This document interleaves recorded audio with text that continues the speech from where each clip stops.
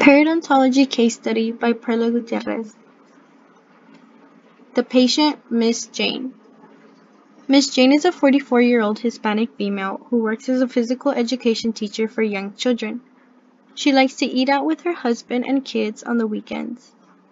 Her chief complaint is that she has not gone to the dentist in about a year and states that she would like a cleaning. Dental history and nutritional analysis. Miss Jane had not seen a dentist in about a year and is missing teeth numbers 1, 6, 11, 16, and 17, with tooth number 32 being impacted. She states that she never flosses and brushes twice a day with a firm toothbrush, followed by sometimes using mouth rinse. She had her dental bridges poorly applied in Mexico, and she usually drinks soft drinks every other day, enjoys her sweets, and sometimes chews gum. She also confessed to eating a large meal before her first visit. Her meal consisted of about 14 eggs and 7 hot dog weenies, which she had made for herself and her 2 sons. Along with the meal, she had 2 large flour tortillas and 2 tall glasses of Big Red soda. Next, her medical history. Height is 5'4" and her weight is 197. Miss Jane has a family history of hypertension and depression on her mother's side. She revealed to be taking medication called losartan, 50 milligrams for hypertension, metformin, 1,000 milligrams for prediabetes, and sertraline, 100 milligrams for depression. On her first visit, her vitals were pretty high with a glucose level of 372, a blood pressure of 145/93, a pulse of 76, a temperature of 98.3, and a respiration of 15. Miss Jane was not able to be treated until about 2 hours into the appointment, where she had her glucose levels retaken, which shown to be 216. She also presents with an allergy to iodine, which classifies her as an ASA Category 2 due to her allergy to iodine, her high blood pressure, depression, and prediabetes. Patient assessment.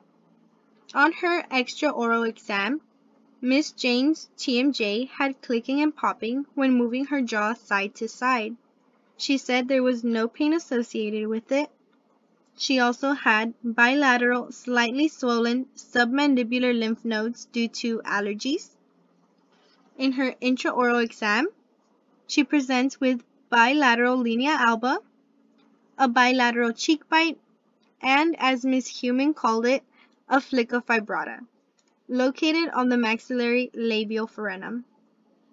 On her hard tissue assessment, she has 26 teeth in total and has an occlusion class 1 with an overbite of 1 mm, an overjet of 3 mm, and a midline deviation slightly to the right 2 mm.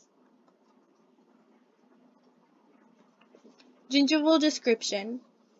Her attached gingiva, the color was pink, texture stipple, her papillae, the shape is pointed, color pink, and texture is firm. She had slight generalized bleeding on probing. Plaque score percentage. On Miss Jane's second visit, her initial plaque index was 63%. On her third visit, she had a plaque score of 81%. On this day, she let me know that she ate right before coming, and we all know that bacteria likes to build up every day, all day, 24/7, right? So also on her last visit, she showed to have a plaque score of 32%, where she states that she began to use the modified Bass technique I showed her, along with using mouth rinse. But still, there's always room for improvement. She could be doing things like continuing the mouth rinse and adding floss to her daily routine. Intraoral photographs. On the first picture, you can see number 6 looks a bit different. Miss Jane told me that after she got her poorly made bridges, the pontic had fell out. So what you see there is a big blob of adhesive or glue, which can accumulate bacteria, and this also causes the gingiva to look a bit inflamed in that area. You can also see number 11 being a pontic as well, showing some gingival inflammation around there too. On these pictures, you can also see an accumulation of plaque buildup, and you can also see her buccal amalgam restorations.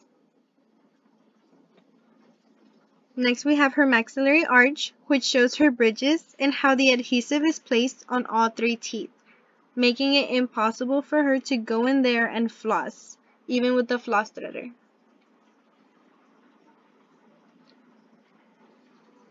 These are her pictures of the mandibular arch, which shows her amalgam restorations and the light lingual calculus buildup along her gingival margin.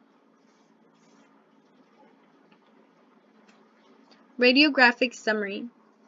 She has impacted canines number 6 and 11, impacted tooth number 32, amalgam restorations on teeth numbers 3, 14, 19, and 30.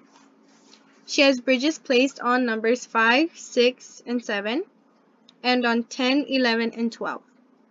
She has active caries on teeth numbers 2, 3, 12, 13, 14, 18, 20, 21, 28, 29, and 31.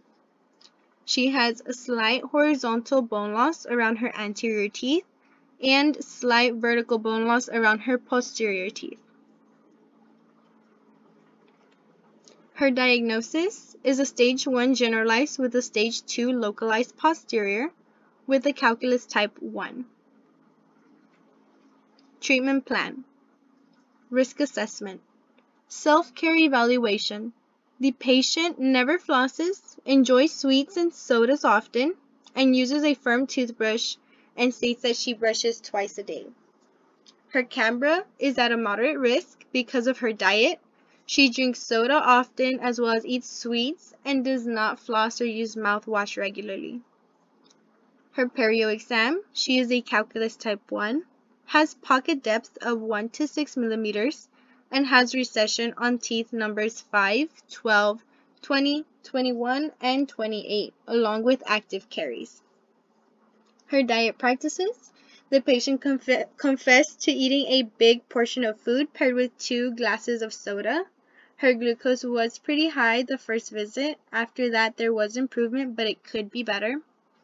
Her plaque score on the second visit, her initial plaque score was a 63%.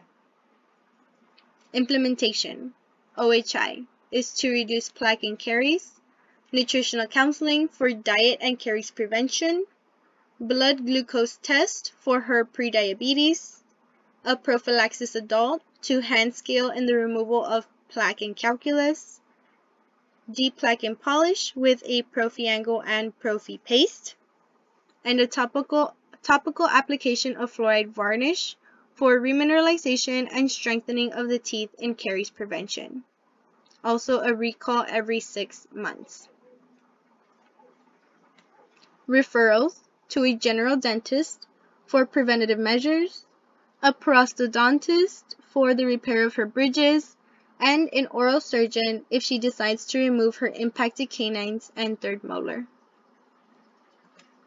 The prognosis. Miss Jane's prognosis with treatment is fair to good because she shows motivation and the willingness to improve her oral health, whereas without treatment her prognosis is poor due to her nutritional diet, moderate caries risk, and vertical and horizontal bone loss. References: the Wilkins book, The Clinical Practice of the Dental Hygienist, TSTC Dental Hygiene Clinic, Clinic Notes, and Google Images. And that concludes the end of my presentation. Thank you.